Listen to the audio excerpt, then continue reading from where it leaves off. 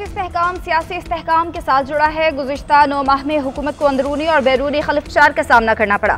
दहशतगर्दी का सर कुचले बगैर हम आगे नहीं बढ़ सकते। इस नासूर को कुचलने के लिए सबको एक पेज पर आना होगा। वज़ीर आज़म शहबाज शरीफ का SIFC के इजलास से खिताब। कहा, तरक्की के लिए बरामदात में इजाफा करना होगा। हमारे पास सरप्लस चीनी थी जिसको एक्सपोर्ट किया। चीनी की बरामद से $500 बिलियन कौमी खजाने में आए। 2024 में चावल के एक्सपोर्ट से $4 अरब कमाए। चीनी और तेल की स्मगलिंग में खातिर ख्वाह कमी हुई है। मौशी इशारे बता रहे हैं कि नया साल पाकिस्तान के लिए खुशहाली लाएगा।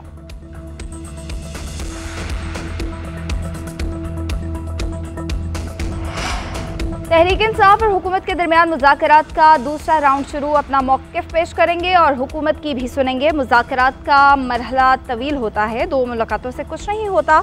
असद कैसर की गुफ्तगू। मीटिंग से पहले अयाज सादिक से तहरीक इंसाफ के रहनुमाओं की स्पीकर चैम्बर में मुलाकात। PTI वफ़द में उमर अयूब, असद कैसर और आमिर डोगर शामिल। हुकूमत की जानिब से राना सनाउल्लाह, इरफान सदीकी, फारूक सत्तार भी मौजूद। अयाज सादिक का कहना है, पाकिस्तान की बेहतरी के लिए मिल बैठ कर बात करनी चाहिए। मेरा काम फ्रीकैन को मुआवनत करना है। दोनों की जानिब से मस्बत फीडबैक आ रहा है।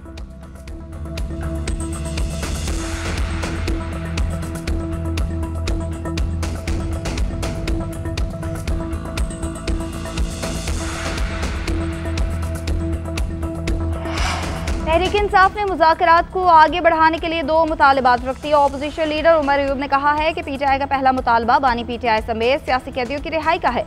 इसके अलावा 9 मई और 26 नवंबर के वाक़यात पर जुडिशल कमीशन बनाया जाए। शौकत यूसुफजई बोले, 30 जनवरी तक हुकूमत को वक्त देते हैं। उसके बाद तहरीक इंसाफ एहतजाज के लिए अपना लाहेअमल बनाएगी। तहरीक इंसाफ इन मुतालबात से पीछे नहीं हटेगी। जब तक हुकूमत इन मुतालबात को तस्लीम नहीं करती, मुज़ाकरात आगे नहीं बढ़ सकेंगे। सलमान अकरम राजा बोले, मुज़ाकरात को हमारी कमजोरी ना समझा जाए। बानी चेयरमैन का हुक्म है कि अपने मुतालबात से पीछे नहीं हटना।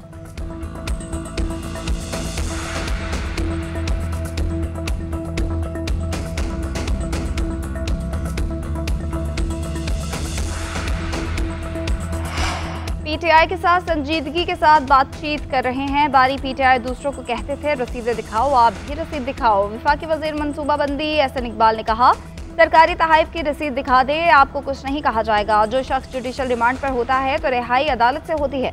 मैंने भी बानी PTI के बनाए झूठे केसेस भुगते हैं। हमने मुकदमे लड़कर अदालतों से रिहाई हासिल की, किसी के पाँव नहीं पकड़े। अमीर मुकाम बोले, एक तरफ मुज़ाकरात, दूसरी जानिब धमकियाँ देते हैं। बानी PTI की रिहाई अदालत के इख्तियार में है।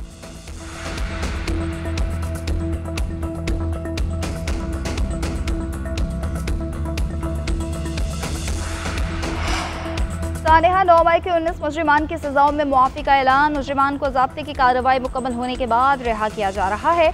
ISPR के मुताबिक सजाओं पर अमल दरामद के दौरान मुजरिमान ने कानूनी हक इस्तेमाल करते हुए रहम और मुआफ़ी की पिटिशन्स दायर की। मजमूई तौर पर 67 मुजरिमान ने रहम की अपीलें दायर की। 48 पिटिशन्स को कानूनी कार्रवाई के लिए कोर्ट्स ऑफ अपील में नजरसानी के लिए इरसाल किया गया। 19 मुजरिमान की पिटिशन्स को इंसानी बुनियादों पर कानून के मुताबिक मंजूर किया गया। सजाओं की मुआफ़ी हमारे मुनसिफाना कानूनी अमल और इंसाफ की मजबूती का सबूत है।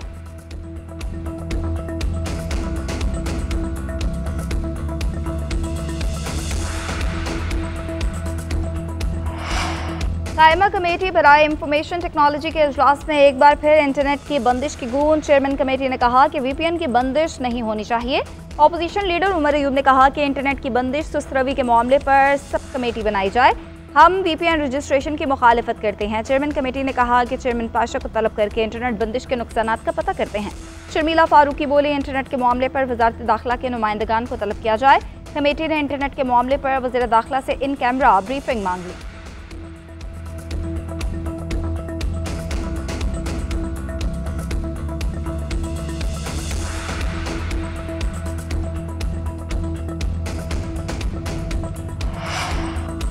बानी PTI और बुशरा बीबी के खिलाफ तोशाखाना 2 केस की समाअत 6 जनवरी तक मुलतवी। बानी PTI और बुशरा बीबी अडयाला जेल में अदालत के रूबरू पेश। गवाहान के बयानात रिकॉर्ड ना हो सके।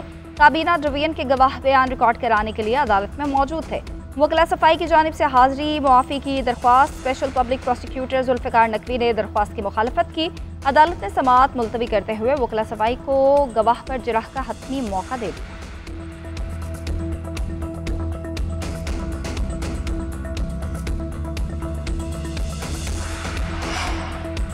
इस्लामाबाद इंटरनेशनल एयरपोर्ट की आउटसोर्सिंग के लिए बोली की तकरीर। डिप्टी डीजी एयरपोर्ट सादिक उर रहमान की अदालत में बोली का आगाज हुआ। सेक्रेटरी एविएशन एहसन अली मंगी ने बोली का बॉक्स खोला। तुर्किश कंपनी TERG कंसोर्शियम की टेक्निकल क्लियरेंस के बाद बोली खोलने का अमल शुरू किया गया। सेक्रेटरी एविएशन का कहना है कि बोली के लिए कम से कम ऑफर कीमत का 56% रखा गया है। तुर्किश कंपनी TERG कंसोर्शियम ने 43.25% बोली जमा कराई।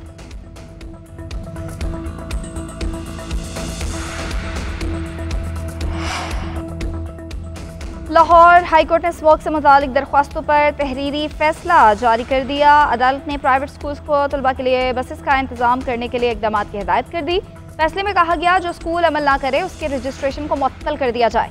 रूल्स में तरमीम करके स्कूल बस लाजमी करार दी जाए। अदालत ने आइंदा समात पर तरमीम शुदा रूल्स पेश करने की हिदायत की। LDO आतिफा ने लाहौर की शाहराहों की रीमॉडलिंग के लिए मुनासिब इकदाम नहीं किए। अदालत ने शाहराहों की रीमॉडलिंग इकदाम की रिपोर्ट भी तलब की।